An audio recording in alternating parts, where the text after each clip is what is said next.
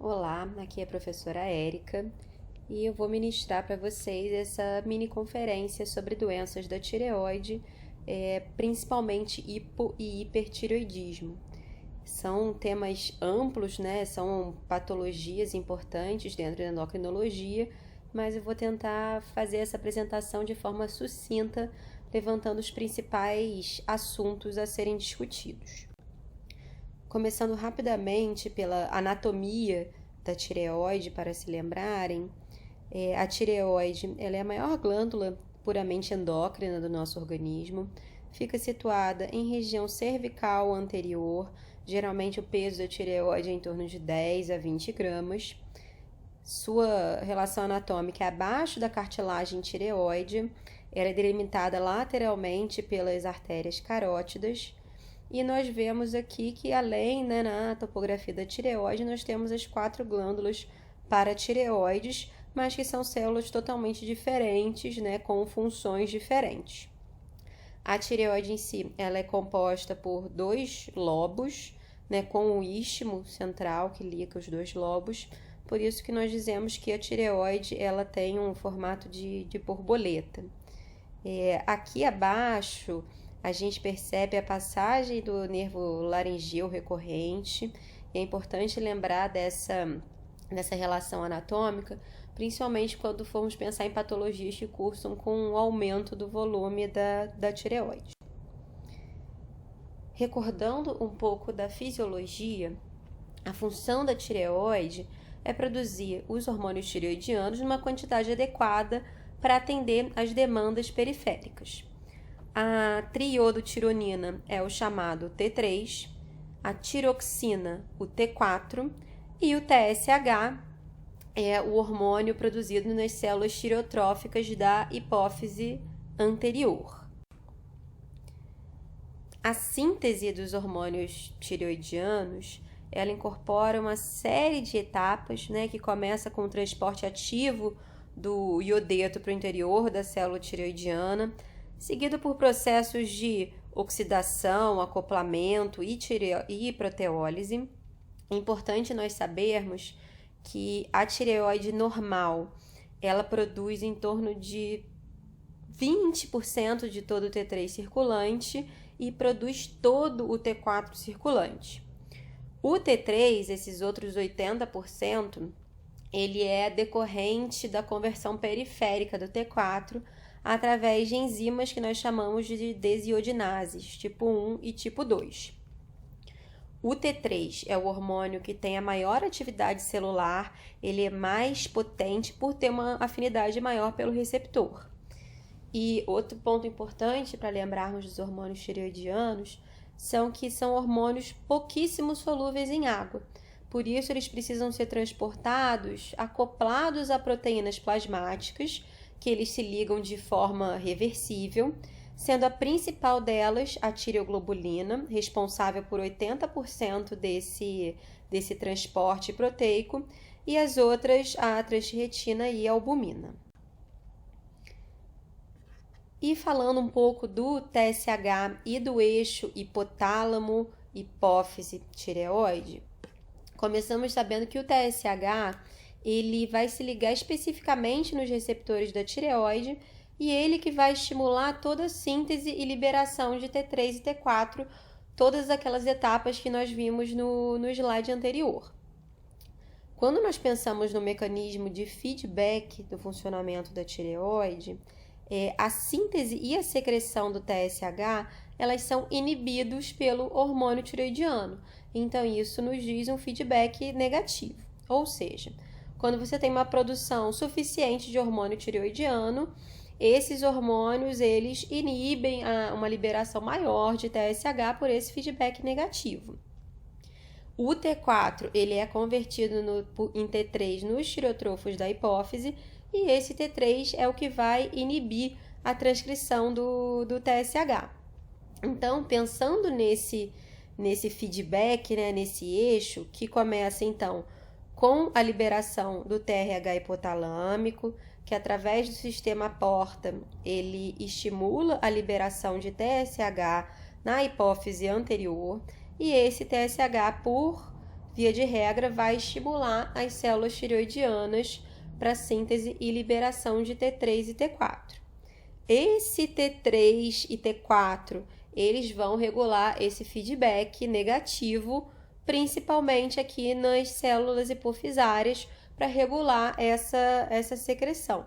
Então, esse é o esquema do funcionamento do eixo hipotalâmico, hipofisário, tireoidiano. Por isso, quando a gente pensa nessa logística de feedback, a gente passa a entender por que pequenas alterações dos níveis de hormônio tireoidiano, elas vão provocar alterações mais importantes do TSH. Então, se a função do hipotálamo e da hipófise estiver intacta, o TSH sempre será o melhor indicador na alteração de produção hormonal da tireoide, seja uma hiperfunção, seja uma hipofunção. Mas, repito, isso baseado numa função hipotalâmica hipofisária preservada. Né? Se nós temos um acometimento, uma patologia desse setor hipotálamo-hipófise, o TSH passa a não ser o melhor indicador. Então, baseado nesse feedback, fica fácil entendermos como a gente vai interpretar as alterações dos resultados de função tireoidiana. Se nós temos uma hipofunção da tireoide, ou seja, uma tireoide que produz menos T3 e T4, por feedback, o TSH vai ficar elevado. Se nós tivermos uma hiperfunção primária da tireoide, cursando com aumento de T3 e T4, o TSH, por sua vez, por feedback, ele ficará suprimido. Então, isso aqui é uma regrinha básica em se tratando de distúrbios primários da tireoide com função do hipotálamo e da hipófise preservados para regular esse feedback, ok? E aqui o valor de referência do TSH, ele gira em torno de 0,45 a 4,5, isso em pacientes adultos. Em crianças, esse valor é diferenciado, né? Crianças e neonatos. E também em idosos, esse valor é diferenciado. Né? Nós sabemos que com o passar dos anos, né, com o envelhecimento, são aceitos níveis mais elevados de TSH sem que isso configure uma disfunção da tireoide. Então, nós vemos que pacientes octogenários, né, acima de 80 anos, os valores de TSH eles chegam comumente entre 8 e 10, e isso não significa que esse paciente esteja sob um hipotireoidismo primário. A partir de 65 anos, já começa a subir um pouquinho esse valor de referência, e acima de 80 anos, esse valor de referência ele realmente é mais estendido. E lembrar também que em pacientes criticamente enfermos, pacientes internados em terapia intensiva, pacientes em choque séptico, as flutuações do TSH são muito comuns, então acaba não sendo o momento ideal da dosagem desse hormônio. Vamos começar então agora falando propriamente dos distúrbios funcionais da tireoide, do hipotireoidismo e do hipertireoidismo, né? Aqui inicialmente eu coloquei algumas alterações na ectoscopia que nós vamos discutir mais para frente dessas duas patologias. E lembrando que o bócio da tireoide, na verdade, ele não está relacionado especificamente nem a hipo nem a hipertireoidismo. Ele pode se apresentar, na verdade, ambas as patologias, mas essa associação não é necessária, né? O bócio, ele nada mais significa que qualquer aumento do volume da tireoide, seja ele difuso ou seja nodular, ok? Começando, então, com a primeira patologia que vamos discutir, que é o hipotireoidismo. Então, até coloquei aqui lateralmente uma foto para lembrarmos novamente do feedback da tireoide. O hipotireoidismo é uma síndrome clínica que vai resultar da deficiência na produção ou na ação desses hormônios tireoidianos, o que vai gerar um alentecimento dos processos metabólicos. E ele pode ser classificado em hipotireoidismo primário. Repito, o hipotireoidismo primário é aquele onde o defeito, a falência, é na glândula tireoide, o que é, obviamente, o mais comum, responde a mais de 90% dos casos. O hipotireoidismo secundário, nós chamamos, quando ele é relacionado à causa hipofisária, né, por deficiência ou má ação do TSH, e terciário, quando esse defeito é a nível hipotalâmico no hormônio liberador de tireotrofina, que é o TRH.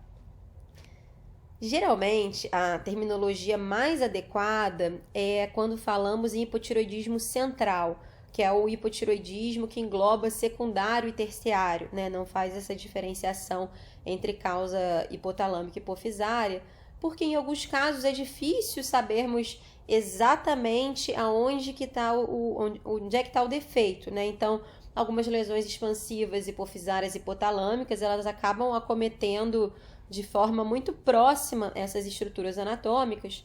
Então, o termo hipotireoidismo central, ele engloba esse hipotireoidismo de causa hipotalâmica e hipofisária. O hipotireoidismo primário, ele é uma patologia extremamente prevalente. Ele pode ser endêmico em regiões com deficiência de iodo, que no Brasil, né, isso é muito, muito, muito raro, né, porque é um país que tem uma distribuição de iodo importante, mas que ainda se vê em países como a África, que realmente tem essa deficiência endêmica. Mas também é uma patologia muito comum em áreas iodo repletas, que é o que a gente observa no nosso território. Como eu já disse, o hipotireoidismo primário, ele é o mais comum, né? 95% dos casos são decorrentes de uma disfunção da glândula tireoide, e ele é mais observado, mais comum em mulheres brancas, principalmente acima de 60 anos. O hipotireoidismo central, ele é raro, né? Para vocês terem uma ideia, a prevalência é de 0,05% da população geral, então realmente é uma prevalência baixa. Outras patologias como resistência aos hormônios tireoidianos, que é mais raro ainda, né? Tem somente 1.000 casos descritos na literatura, então não vou me aprofundar nesse tema.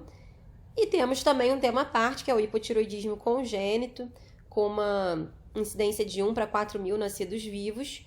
E o diagnóstico do hipotireoidismo congênito, ele é feito na triagem neonatal, né, através do famoso teste do pezinho. Eu só queria ressaltar uma coisa aqui em relação a hipotireoidismo primário e central, em relação ao TSH. No hipotireoidismo primário, o TSH sempre será o melhor exame, né, para a gente avaliar esse grau de disfunção. Pelo feedback, então, pequenas deficiências de hormônio tireoidiano, elas vão levar a uma alteração mais importante de TSH que nós vamos visualizar em laboratório. Mas, se nós estamos pensando em hipotireoidismo central, né, mesmo sendo uma patologia mais rara, é importante lembrarmos que o TSH passa a não ser o exame de referência, né? Então, reitero isso, precisa-se realmente comparar a clínica e, no caso, com os hormônios tireoidianos, o T4 principalmente, porque o TSH, ele tanto pode estar normal quanto alto. Então, o TSH passa a não ser o melhor parâmetro, tá ok? Às vezes, nesses casos, né, são liberadas formas atípicas, né, inativas de TSH, então a dosagem dele passa a não ser tão importante no nosso diagnóstico, mas só especificamente nesses casos. Aqui, esse quadro, ele pontua as principais etiologias do hipotireoidismo primário. Eu coloquei aqui um marcador, né, uma estrelinha, nas principais causas. Então, disparadamente, a tireoidite de Hashimoto é a principal causa de hipotireoidismo primário. Lembrando que a tireoidite de Hashimoto é uma doença autoimune, está muito relacionada a anticorpos chamados anti-TPO, né, anti-tireoperoxidase.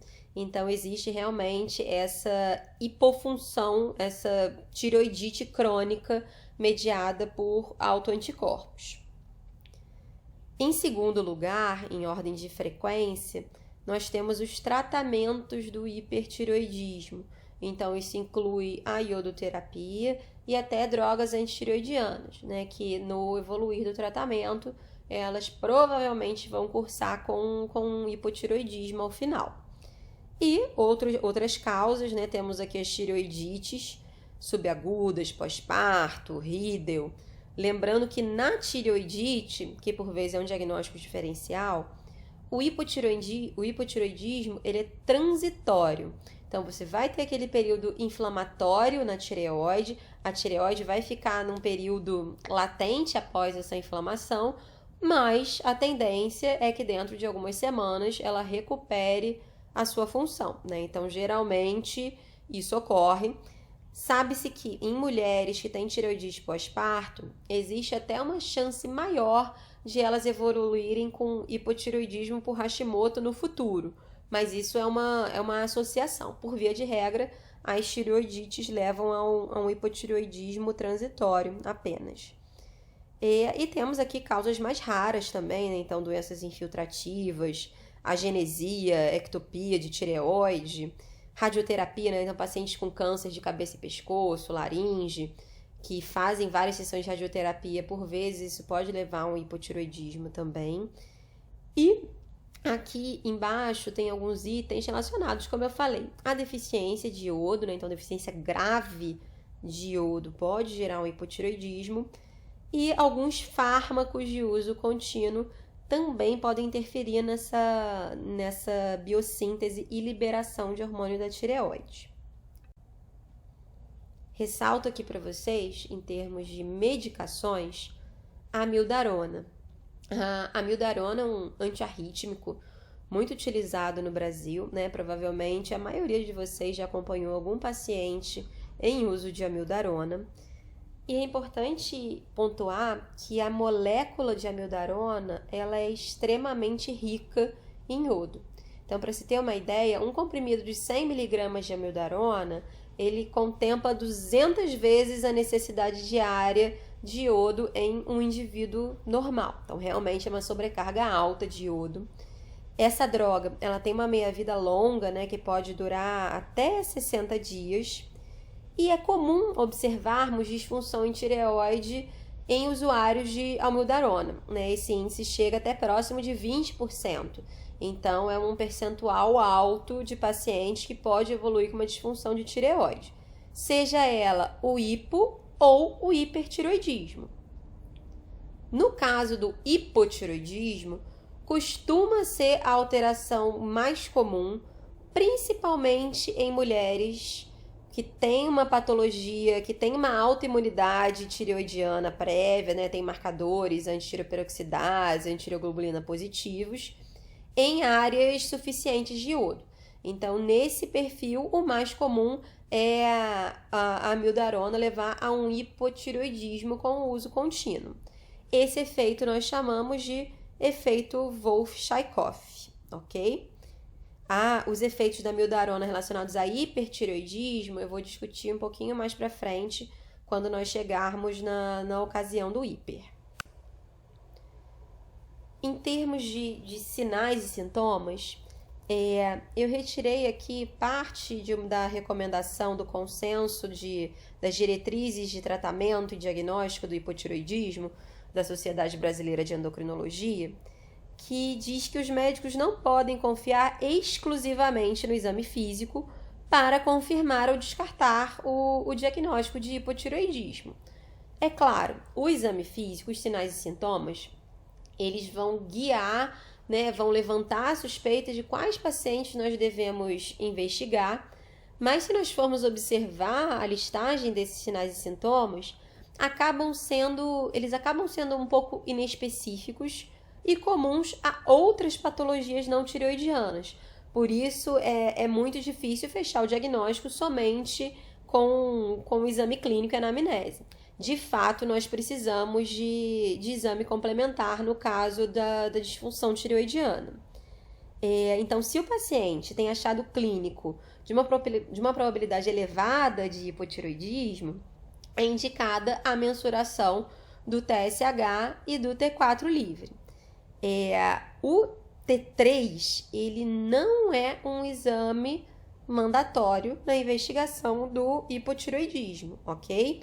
Então, nós vamos dosar sempre o TSH, que vai ser sempre o mais importante na suspeita de hipotireoidismo primário, e o T4 livre, ele também pode acompanhar essa dosagem. O T3 não é indicado para hipotireoidismo, ok? Em relação à determinação do anti-TPO, do anticorpo, ele só vai nos guiar em relação à etiologia, né? Então, se tem autoimunidade da tireoide ou não, mas ele não é necessário para o diagnóstico em si do hipotireoidismo.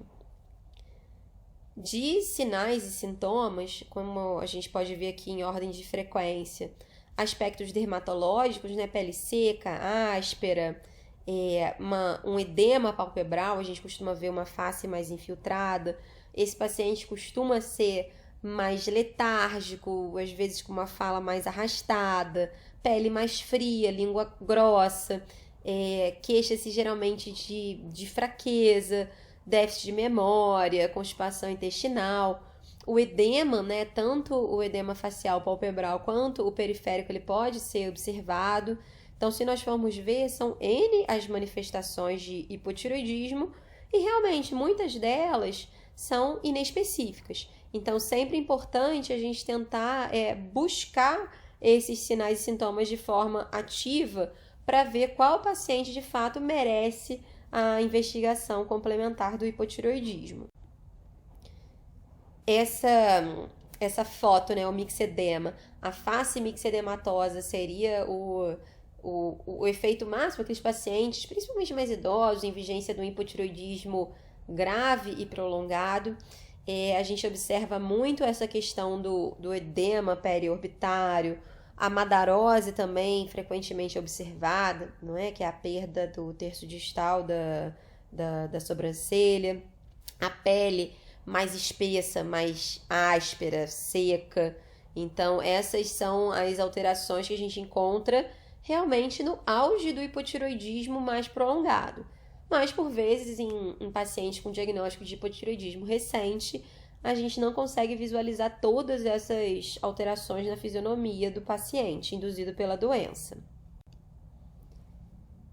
Em termos de algumas outras manifestações clínicas e laboratoriais, que são muitas, mas eu pontuei aqui, eu sinalizei algumas que eu acho importantes serem recordadas, até pela sua ordem de frequência.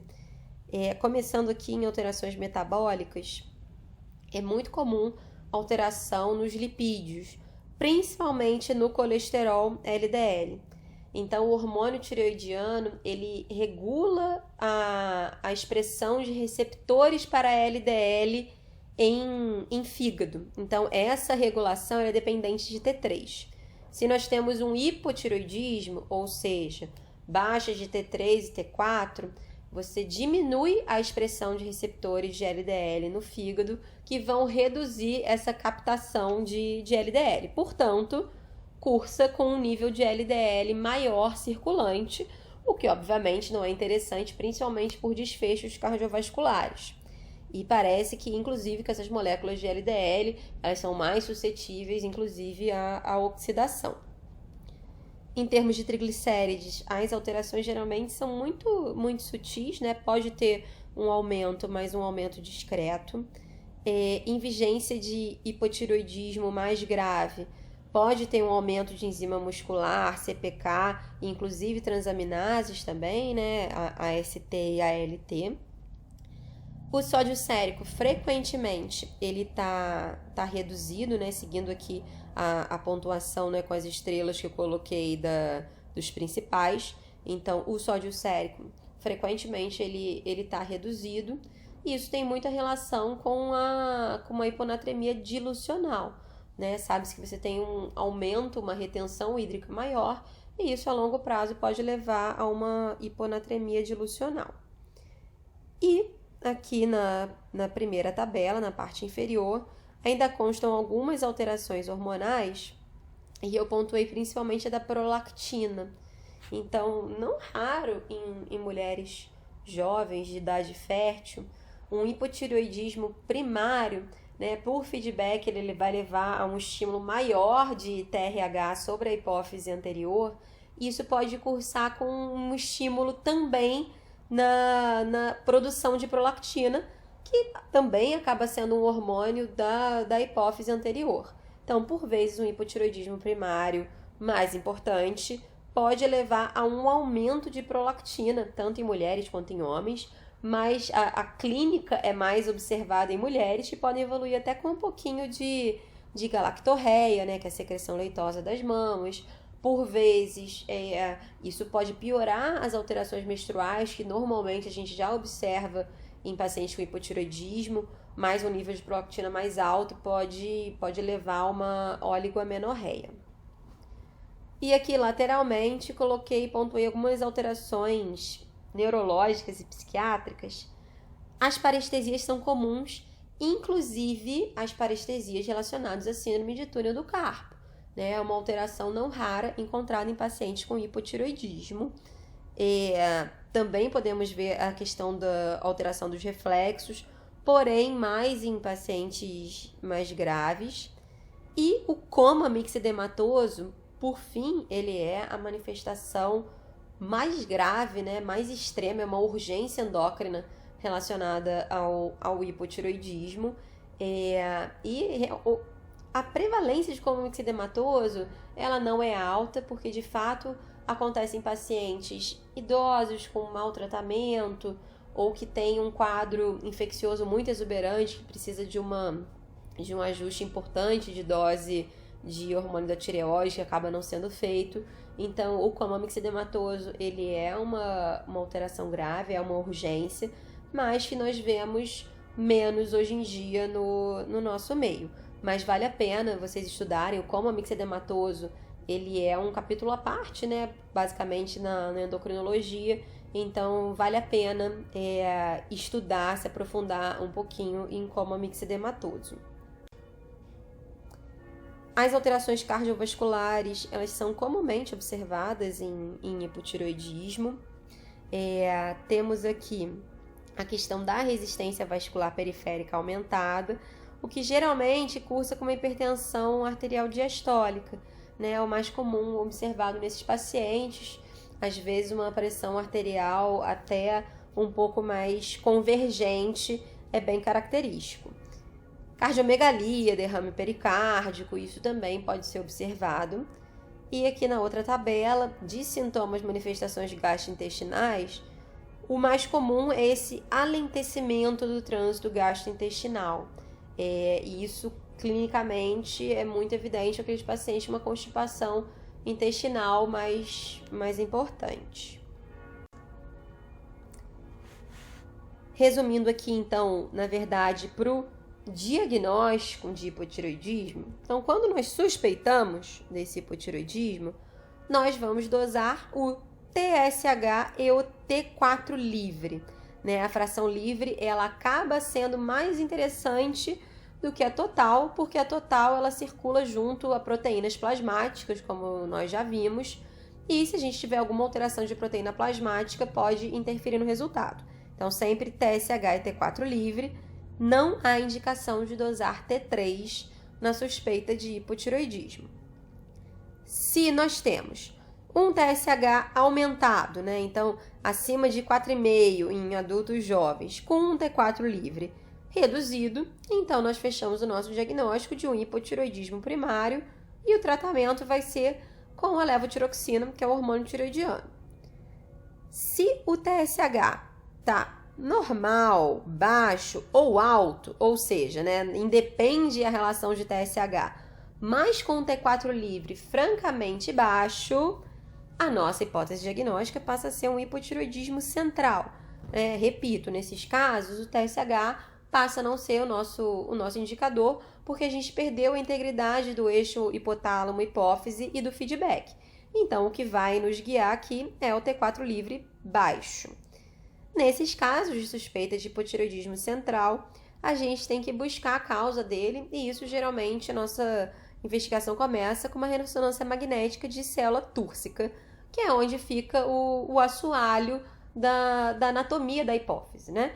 A hipófise ela fica ali sob a célula túrcica, então por isso que a ressonância magnética de crânio acaba sendo não visualizando bem essa loja hipofisária. O ideal é essa ressonância ampliada de célula túrcica. No nosso terceiro painel aqui, se nós temos um TSH aumentado, mas com um T4 livre ainda normal, ou seja, não fecha hipotireoidismo primário franco porque não teve redução do T4. Isso, então, caracteriza o hipotireoidismo subclínico, que é também uma alteração comumente observada, né? Então, níveis mais altos de TSH, geralmente inferiores a 10, mas que com T4 livre ainda normal. Nesses casos, acaba-se tendo que individualizar o tratamento. Por vezes, nós tratamos com levotiroxina, né? Da mesma forma que tratamos um hipotireoidismo primário, mas geralmente com doses menores. Ou então, em alguns casos, a gente observa a evolução dessa disfunção subclínica para avaliar se realmente esse paciente precisa da reposição de levotiroxina. Em grávidas, nós sempre tratamos o hipotireoidismo subclínico, porque isso pode ter desfecho desfavorável na gestação. TSH acima de 10, geralmente, nós tratamos porque o risco de evolução para o hipotireoidismo franco em vigência de um TSH acima de 10, ele é mais importante. E pacientes com hipercolesterolemia também temos a tendência a tratar, mas nesses casos, como eu falei, tem que ser individualizado. E se nós temos TSH normal, com T4 livre normal, a gente descarta o nosso diagnóstico de hipotireoidismo e a gente pesquisa outras causas que justifiquem os sintomas do paciente em questão. Como eu falei, são sintomas extremamente comuns que são encontrados em várias patologias.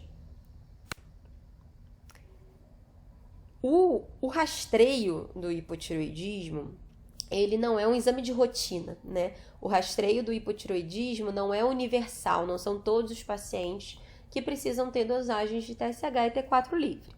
Obviamente, se a gente tem uma clínica, né, sinais e sintomas que nos guiem para um possível diagnóstico, nós vamos fazer esse rastreio, mas de forma geral.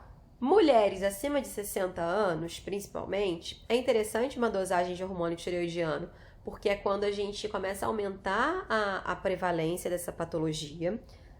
Todo paciente com bócio precisa também da investigação laboratorial.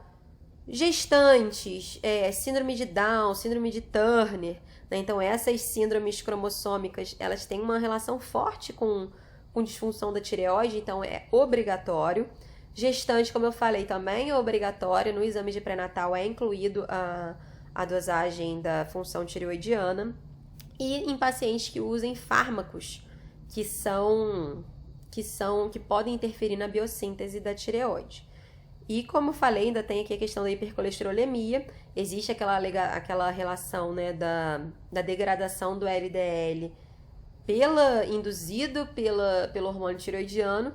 Então, em pacientes, principalmente, né, pacientes jovens, que têm uma hipercolesterolemia inexplicada, pode ser uma hipercolesterolemia genética familiar, mas é importante também a gente investigar com o TSH, tá ok? O último slide de hipotireoidismo, antes da gente seguir para a próxima patologia, que é o hipertireoidismo, é o slide que contempla o tratamento e o segmento que nós vamos dar a esses pacientes.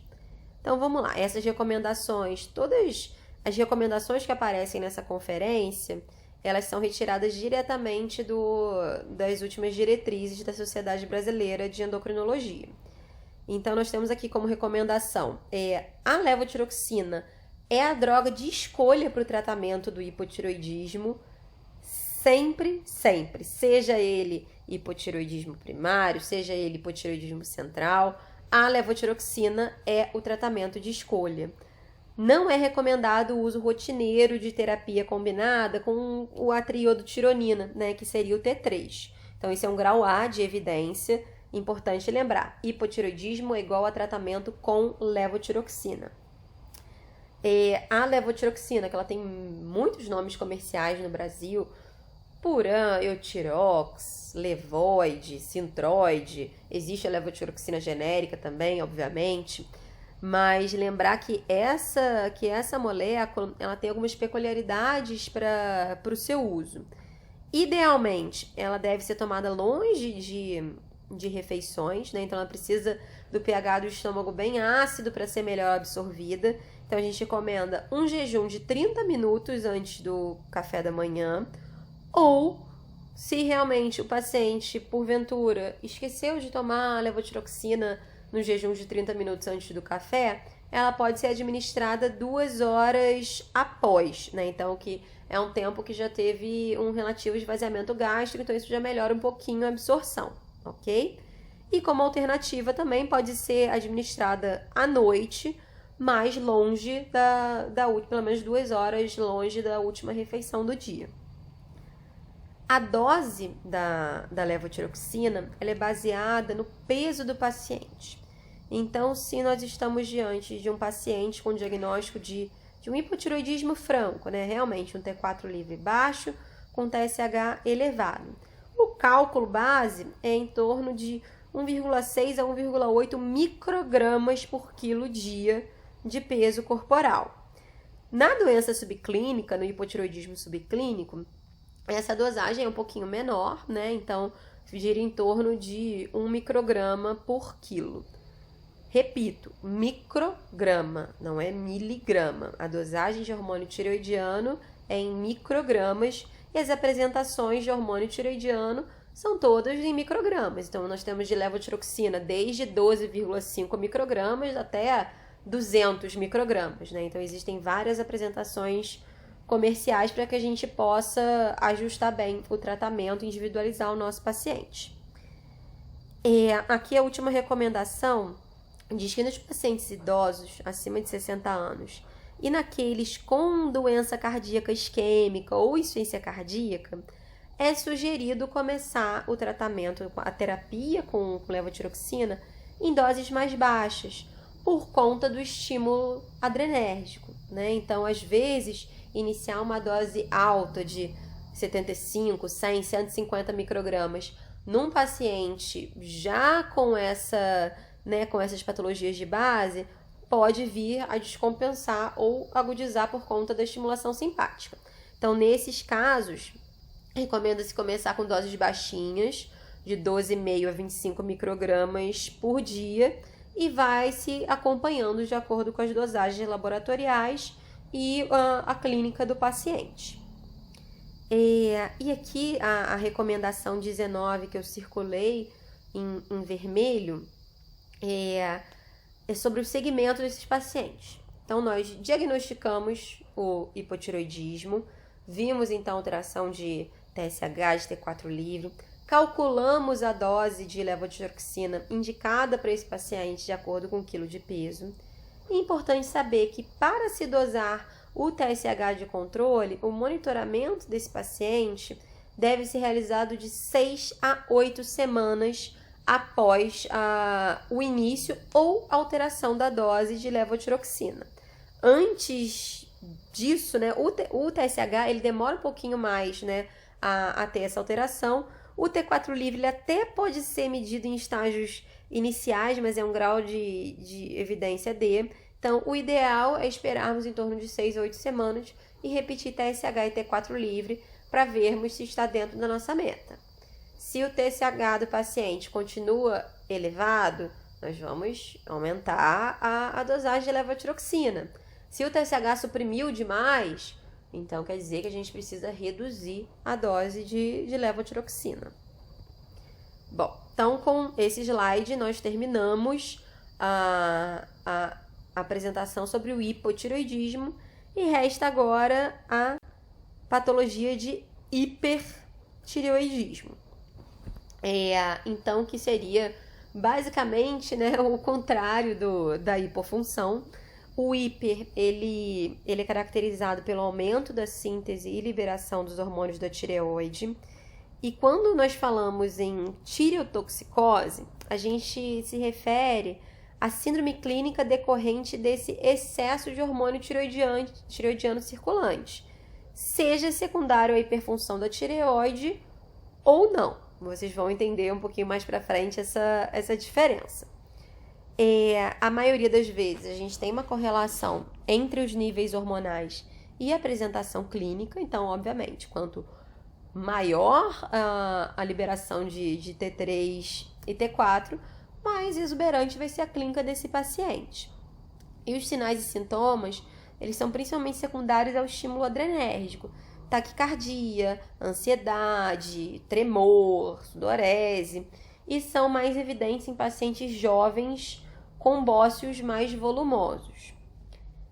Nos pacientes idosos, nós não esperamos essas manifestações adrenérgicas tão exuberantes quanto nós vemos nesse paciente mais jovem, né? Então, nos idosos predominam muito sintomas cardiopulmonares, então é comum alterações do ritmo e da frequência cardíaca, a taquicardia sinusal é comum, ou em termos de alterações arrítmicas, a fibrilação atrial é muito comum nesses pacientes idosos e por vezes descompensa um quadro de insuficiência cardíaca de base.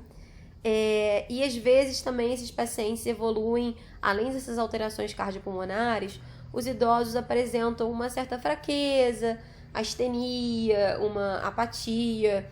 Repito, não são aqueles pacientes em francos sintomas adrenérgicos. Então, com as extremidades quentes, com tremor, taquicardia, né? Isso é muito comum em jovem. Em idoso, existe, inclusive, um termo chamado de tireotoxicose apática ou apatética, que justamente fala sobre isso, né? Essas poucas manifestações muito adrenérgicas, mas com sintomas cardiopulmonares, uma fraqueza, uma astenia concomitante. Como nós vamos avaliar esses pacientes com tireotoxicose? É importante, claro, a anamnese com um exame físico detalhado, né? Então, para a gente buscar, além do diagnóstico, ver se nós temos indicativos da etiologia desse hipertireoidismo, de acordo com o tipo de bócio e com a história do paciente. Muita atenção com o sistema cardiovascular. Então, pesquisar ritmo e frequência cardíaca, né? Então, a taquicardia sinusal, ou até a fibrilação atrial, que ela pode estar presente em idosos. E lembrar que a hipertensão arterial sistólica, ela é comum e ela está relacionada ao aumento do débito cardíaco ligado ao hipertireoidismo. Então, enquanto no hipotireoidismo nós temos basicamente uma hipertensão arterial mais diastólica, que tem relação com a resistência vascular periférica, no hipertireoidismo temos mais essa hipersistólica e também frequentemente a gente pode observar uma pressão mais divergente, tá? O exame dos olhos no paciente com suspeita de tireotoxicose é extremamente importante. Então, a gente vai ver sinais oculares da hiperatividade adrenérgica e sinais também de uma oftalmopatia infiltrativa, se estamos suspeitando de uma doença de Graves. O uso de medicações é super importante. Lembro muito da amiodarona, né? Então, assim como no hipotireoidismo, no hiper, ela é uma medicação importante a ser lembrada. E pensar também que em exposição a iodo, que não a amiodarona. Pacientes que realizam exames contrastados, por exemplo, né? Então tomografia se usa contraste iodado. E importante também saber da história familiar desse paciente, né? Tentar resgatar se tem história de autoimunidade da tireoide em membros da família. E às vezes essa autoimunidade da tireoide pode ser até uma tireoidite de Hashimoto, né? Sabemos que tanto Hashimoto quanto Graves têm essa fisiopatologia autoimune e por vezes elas estão presentes nas famílias. Então a fibrilação atrial já foi dita, né? Muito em idosos. Todo paciente que abre um quadro de fibrilação atrial, é importante a gente pensar nessa questão de hormônio tireoidiano. E em relação à palpação, né, o exame físico da tireoide, o tamanho da tireoide, a consistência, se é uma consistência fibroelástica, se é uma consistência nodular, se tem sopro na tireoide, se esse aumento, se esse bócio tiroidiano está levando a algum sintoma compressivo ou não. Então, são dados importantes do nosso exame. As manifestações clínicas do hipertireoidismo em ordens de frequência. Então, nós temos aqui sinais e sintomas que tem uma frequência grande, né, próxima, acima de 90%, então taquicardia, nervosismo, sudorese, intolerância ao calor, né, então aquele paciente que, mesmo em ambientes frios, ele está sempre com calor, está com as extremidades muito quentes. O bócio, né, sem dúvida alguma, ele é muito, muito frequente no hipertireoidismo, tremor, pele quente e úmida. A perda de peso é uma alteração também comum, né? E geralmente é uma perda de peso associada a uma certa hiperfagia. Então, não é um paciente que emagrece porque ele está diminuindo a ingesta calórica dele, né? Ele tem uma ingesta calórica normal, por vezes até um pouco aumentada, e ainda assim ele evolui com uma perda de peso. E é um paciente francamente catabólico. Ele emagrece, ele perde reserva de gordura, mas ele faz muita proteólise muscular também. Então, é um paciente que com frequência se torna sarcopênico, né? Até mais o idoso que já não tem uma grande reserva muscular, a gente vê que em vigência de um hipertireoidismo um pouco mais arrastado, ele fica muito, muito sarcopênico. Alterações gastrointestinais, elas podem ser observadas, embora com uma frequência um pouquinho menor, né? Então, a diarreia ou hiperdefecação tem uma prevalência em torno de 30%. Os distúrbios menstruais, assim como no hipotireoidismo, eles também podem ser observados. Sintomas menos comuns a gente tem aqui eritema palmar, ginecomastia, mas realmente isso é mais raro de ser observado. A suspeita clínica da tireotoxicose, ela deve ser realizada através da medida sérica do TSH e dos hormônios tireoidianos, né? A maioria dos pacientes com tireotoxicose apresenta esse TSH suprimido ou constantemente aparece indetectável, né? Ou seja, com valor abaixo do limite inferior de detecção do método do TSH ultrassensível.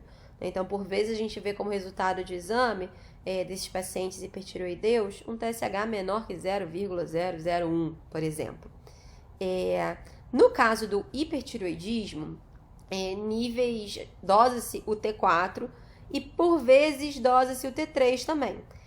Existe uma entidade chamada de T3 toxicose, né? Então, que é um tipo de hipertireoidismo que começa principalmente com uma elevação de T3, com uma elevação de T4 menos exuberante, mas isso é mais raro de ser visto.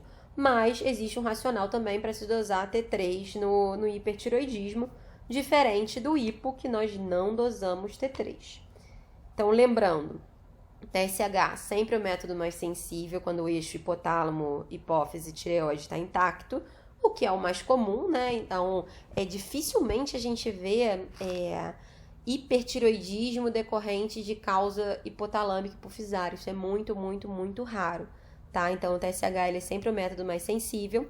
E a fração livre do hormônio tireoidiano, no caso do T4, ela é sempre mais indicada, como eu já falei, porque a gente acaba não pegando alterações das proteínas carreadoras que possam interferir no resultado. Então, por exemplo, existem pacientes que cursam com uma albumina baixa, são pacientes que já são mais desnutridos. Essa albumina baixa, ela pode falsear o T4 total, porque a albumina, embora não seja a principal proteína transportadora, ela é responsável por um percentual pequenininho de transporte, né? Então, tem pacientes que têm alteração de tireoglobulina, que é a proteína mais importante. Então, sempre focar na fração livre do hormônio tireoidiano, principalmente no T4, que é o hormônio mais utilizado no diagnóstico das disfunções da tireoide. Em relação à etiologia do hipertireoidismo, então, eu tinha falado previamente sobre a tireotoxicose decorrente do hipertireoidismo ou não.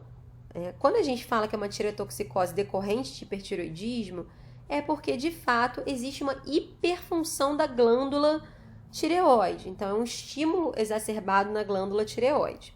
E da etiologia mais frequente aqui, a doença de Graves, certamente é a mais observada. Existem alguns sinônimos, né, para a doença de Graves. Basedal Graves, bócio difuso tóxico, BDT, são todos sinônimos de doença de Graves. Além do Graves, né, em ordem de frequência aqui de hiperfunção da tireoide, nós temos também o bócio multinodular tóxico, né, a sigla BMNT, bócio multinodular tóxico, e também o adenoma tóxico, que também é chamado de adenoma de Plummer também. Talvez vocês tenham visto essa outra denominação em algumas fontes. O adenoma de Plummer, o adenoma tóxico, ele está relacionado com uma mutação no receptor do TSH, né? Então causa um nódulo, um adenoma, um nódulo autônomo que tem uma grande produção exagerada em relação somente a essa região nodular, tá? E existem causas de hipertireoidismo que não é por hiperfunção da glândula.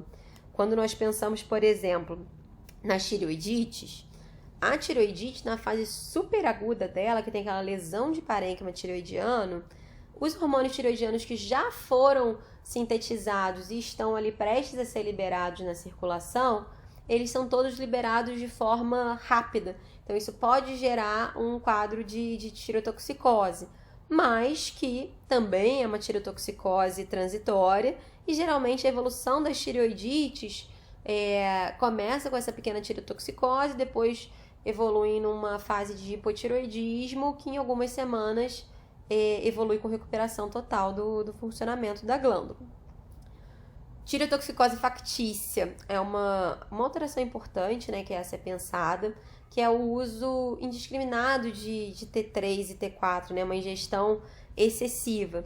Então, isso pode acontecer tanto em pacientes que não estão com segmento adequado do seu hipotireoidismo, né, então estão usando uma dose de levotiroxina muito alta, ou então até para fins ilícitos, né, tem pacientes que usam T3 e T4 para fins de emagrecimento, enfim, né, indicações que não tem nenhum embasamento científico, e isso pode levar a uma tireotoxicose factícia, tá? Tem aqui algumas outras causas de tireotoxicose que não são relacionadas à hiperfunção da glândula, mas que são extremamente raras, né? Teratoma ovariano, estrumovari, metástase funcionante de carcinoma folicular da tireoide, mas isso realmente é muito, muito raro na nossa prática clínica. Em termos de hipertireoidismo, lembrar da doença de Graves, do bócio multinodular tóxico e do adenoma tóxico, que é o adenoma de Plummer. Quando nós pensamos na etiologia, a doença de Graves ela acaba sendo a mais importante, sem dúvida. Então, uma vez que suspeitamos de hipertireoidismo, o paciente tem sinais e sintomas característicos, foi evidenciado um TSH suprimido com T4 livre alto, então fechamos um diagnóstico de hipertireoidismo. Se esse paciente apresenta um bócio difuso ou um bócio difuso junto com uma oftalmopatia infiltrativa, por exemplo, esse diagnóstico de doença de Graves ele pode ser confirmado sem a necessidade da dosagem do TRAB, que é o autoanticorpo relacionado à doença de Graves, né? Que é o anticorpo estimulatório de tireoide. Então, bócio difuso com oftalmopatia infiltrativa em paciente com hipertireoidismo, nós podemos fechar com relativa segurança que esse paciente tem um diagnóstico de doença de Graves, de bócio difuso tóxico. A tríade da doença de Graves então, esse bócio difuso, né? Então, a palpação, ele tem uma característica fibroelástica. Às vezes, a gente pode notar um lobo um pouquinho maior que o outro. Às vezes, o lobo direito pode ser um pouquinho maior do que o outro lobo, mas não é uma superfície nodular. As alterações oftalmológicas são muito características. Então, quando a gente fala em oftalmopatia infiltrativa, não é aquele paciente que só tem aquele olhar adrenérgico, né, por hiperestimulação simpática. É um paciente que tem doença inflamatória, que tem vermelhidão, edema peripalpebral, quimose, por vezes paralisia, né, de musculatura da inervação ocular. Então a gente vê que pode ter estrabismo, perde algumas movimentações extrínsecas. São pacientes que podem ter diplopia, uma proptose muito importante, né, por acúmulo de glicosaminoglicanas na região retrobulbar. Então, vai além de um simples estímulo adrenérgico. É, de fato, uma oftalmopatia infiltrativa inflamatória. E, por fim, uma outra alteração que é extremamente específica de Graves, mas que, por outro lado, ela é pouco frequente, é a dermopatia, é o mixedema pré-tibial. É uma alteração que a gente consegue ver em menos de 20% dos pacientes com Graves, né? Geralmente 10%, e ele é caracterizado por essa alteração trófica da pele, como se fosse uma alteração em casca de laranja, né? Como alteração de pigmentação, e esse edema, principalmente na região pré-tibial de membros inferiores. Lembrar, então, que da fisiopatologia da doença de Graves, ela é mediada por linfócitos B, né, na produção de anticorpos, que se ligam e ativam o receptor de TSH na tireoide. Então, o anticorpo é o TRAB, e ele que vai estar relacionado a essa secreção excessiva de hormônios tireoidianos ao se ligar na tireoide. Não existe, nesses casos, relação com feedback, porque o TRAB ele é liberado por linfócitos B independente de feedback hipotálamo hipofisário. Então, o que nós observamos é isso, né? O TSH ele acaba ficando suprimido, mas isso não regula negativamente o TRAB, ele continua em altos níveis circulantes, estimulando a secreção excessiva de hormônios da tireoide. A determinação desse anticorpo do TRAB, ela é muito importante em gestantes com doença de Graves, né? Até pela questão de tireotoxicose do neonato. Ou então, em alguns casos, quando a gente tem muita dúvida em relação à etiologia do hipertiroidismo.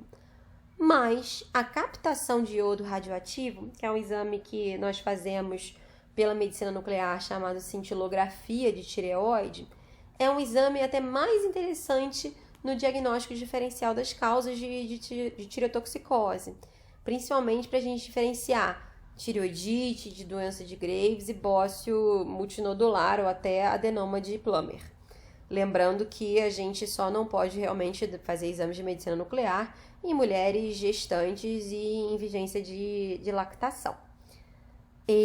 A ultrassonografia de tireoide ela não é indicada de forma rotineira para diagnóstico diferencial do hipertireoidismo, mas o Doppler de tireoide pode ajudar quando a gente quer diferenciar alguns subtipos específicos de tireotoxicose induzido por amiodarona. Aqui lembrando, né, das alterações da amiodarona na tireoide, no setor de hipotireoidismo nós vimos o efeito Volchaikov, né? Então é o hipotireoidismo induzido por amiodarona. Em se tratando da tireotoxicose induzida por amiodarona, nós temos dois subtipos, né? AIT tipo 1 e AIT tipo 2. Na tipo 1, é um hipertireoidismo induzido pelo iodo, ou seja, principalmente em locais que você tem uma região deficiente em iodo, a tireoide ela vai ter uma captação um pouco mais aumentada, né? Ela vai ficar mais vascularizada, a glândula aumentada, e vai aproveitar esse iodo para realmente produzir e sintetizar mais hormônios tireoidianos. E existe a tireotoxicose do tipo 2, que na verdade ela é uma tireoidite destrutiva. A amiodarona ela atua, na verdade, de forma inflamatória, né? Ela vai destruir temporariamente o parênquima da tireoide. Então, você vai ter aquela liberação súbita de hormônio tireoidiano pré-fabricado na circulação. E a glândula, diferentemente do tipo 1, ela vai estar uma glândula de tamanho normal ou até um pouquinho diminuído.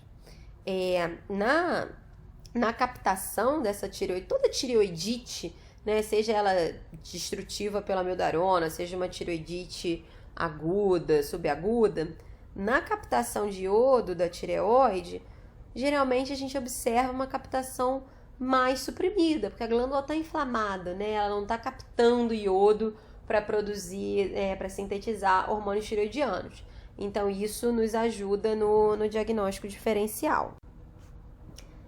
Essas aqui são imagens, né, de cintilografia de tireoide, né? Acredito que vocês não tenham muito contato com exames de medicina nuclear, mas aqui na imagem A, nós vemos uma cintilografia com uma captação normal do radiotraçador, né, na glândula tireoide. Geralmente o radiotraçador que nós usamos é o iodo 131, que é um iodo marcado.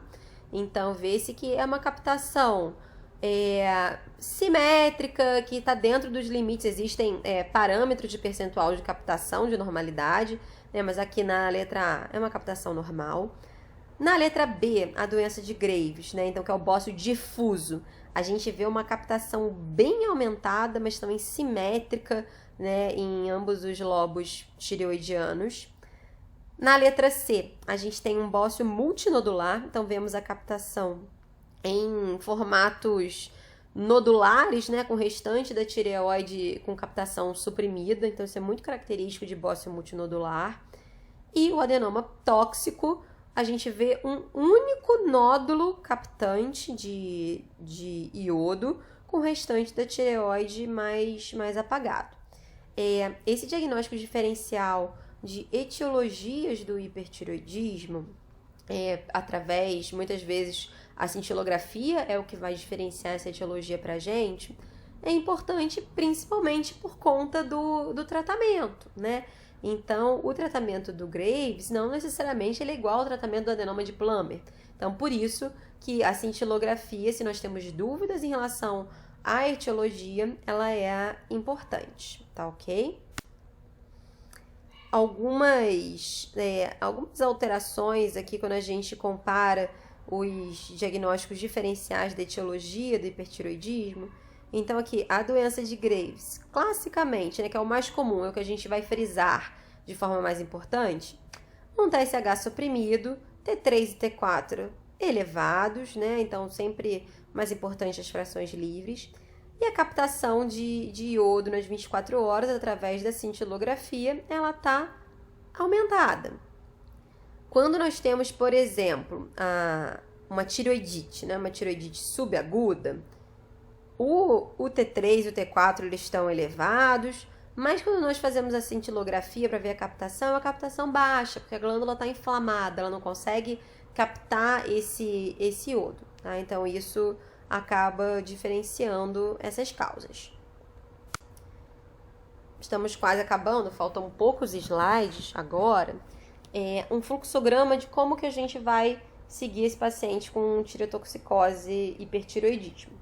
Então, primeira coisa, a gente vai dosar o TSH e o T4 livre, né? Então, se, porventura, a gente tem um TSH baixo com T4 livre e T3 aumentados, isso já nos confirma que é um hipertireoidismo.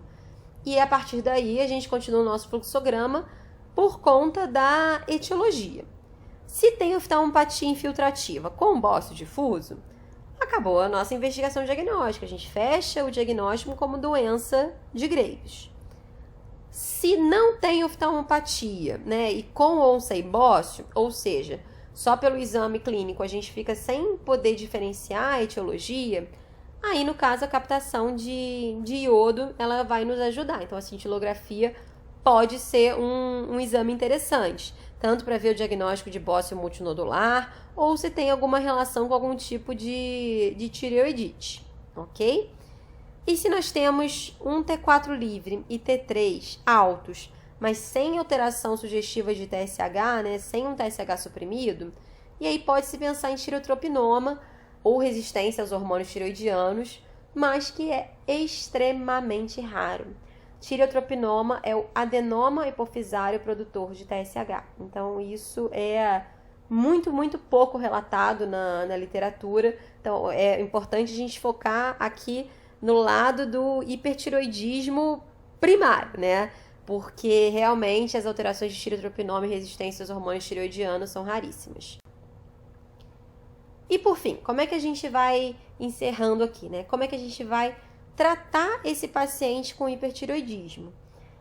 Nós temos algumas opções de tratamento, são elas: o tratamento com drogas antitireoidianas, no caso o metimazol, o nome comercial no Brasil é Tapazol, ou a outra droga que é o propiltiracil.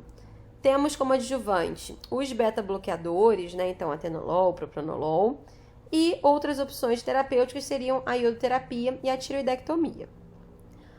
O tratamento com droga antitireoidiana, ele é eficaz no tratamento do hipertireoidismo por Graves e podendo ser o tratamento inicial nesses casos.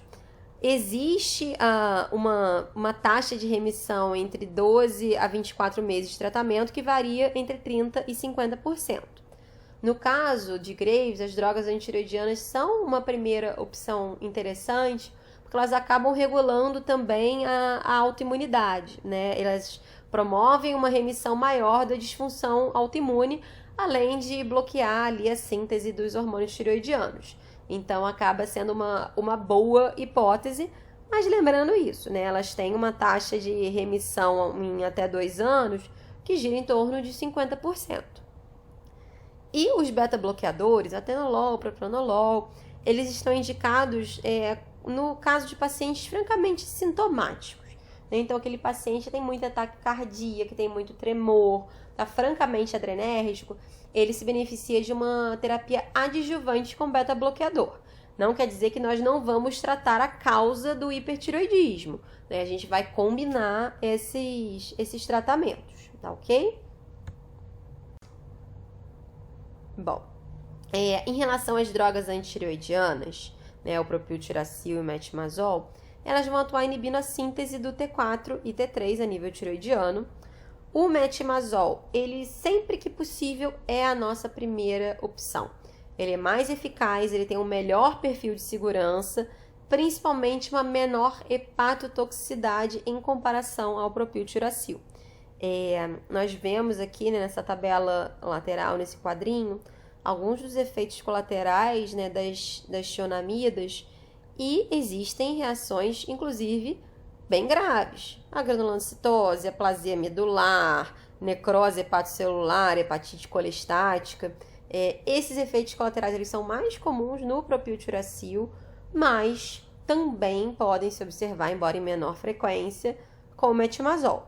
Né? Até mesmo no CRA, recentemente, nós vimos um paciente com hepatite de perfil colestático por metimazol, e esses efeitos, essas reações graves, elas indicam a descontinuidade de qualquer droga antitireoidiana, então o paciente precisa de um outro tratamento para o seu hipertireoidismo.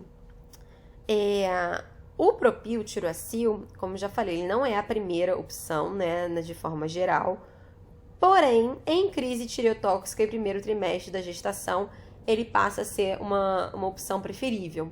Né? Na crise tireotóxica, ele acaba sendo útil porque ele tem uma relação com a desiodinase que reduz a conversão do T4 e T3, então em vigência de crise tireotóxica isso é interessante. E no primeiro trimestre de gestação também ele é o mais indicado devido a desfechos, né, de malformações fetais. Né? No segundo e terceiro trimestre, o metimazol já passa a ser o mais interessante. Por fim, o nosso último slide. Alguns fatores que interferem na chance desse paciente ter remissão com as drogas antitireoidianas. Então, as maiores chances são em pacientes com bócios menores, com idade, né, acima de 40 anos, com níveis de TRAB não muito elevados ao final do tratamento. Mas existem alguns fatores aqui de pior prognóstico, mas que realmente são drogas que costumam ser a primeira linha na doença de Graves. E as principais indicações para o tratamento cirúrgico, principalmente, pacientes que não controlam a doença com o uso de tionamidas e que se recusem a fazer a iodoterapia, ou que se recusem ou que não possam fazer iodoterapia, né? Então, por exemplo, como eu falei, pacientes que estejam em aleitamento, pacientes que queiram engravidar num período de 6 meses a 1 ano, é contraindicado, né, quando se faz a iodoterapia, então tem que esperar um tempinho.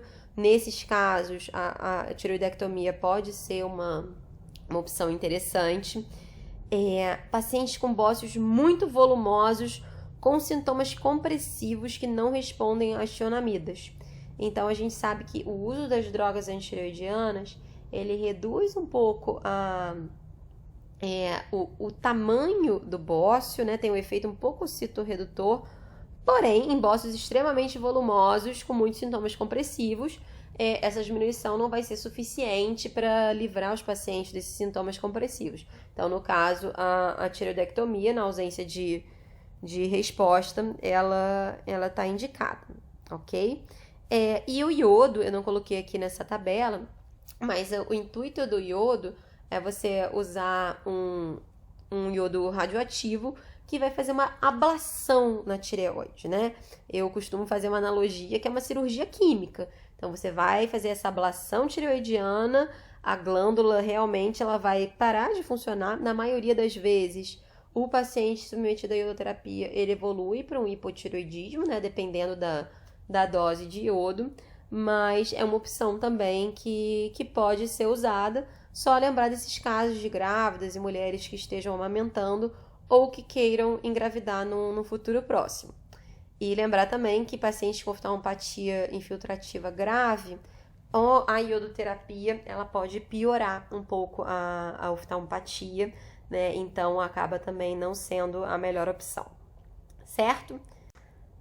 Por fim, aqui eu coloquei a bibliografia, né? Eu usei bastante fontes do Vilar, que é o livro de endocrinologia clínica, e dos 2 consensos, das 2 diretrizes da prática e manejo tanto do hipo quanto do hipertiroidismo, que eu também posso disponibilizar para vocês, tá ok? Espero que tenha sido uma conferência proveitosa e qualquer dúvida estou à disposição de vocês.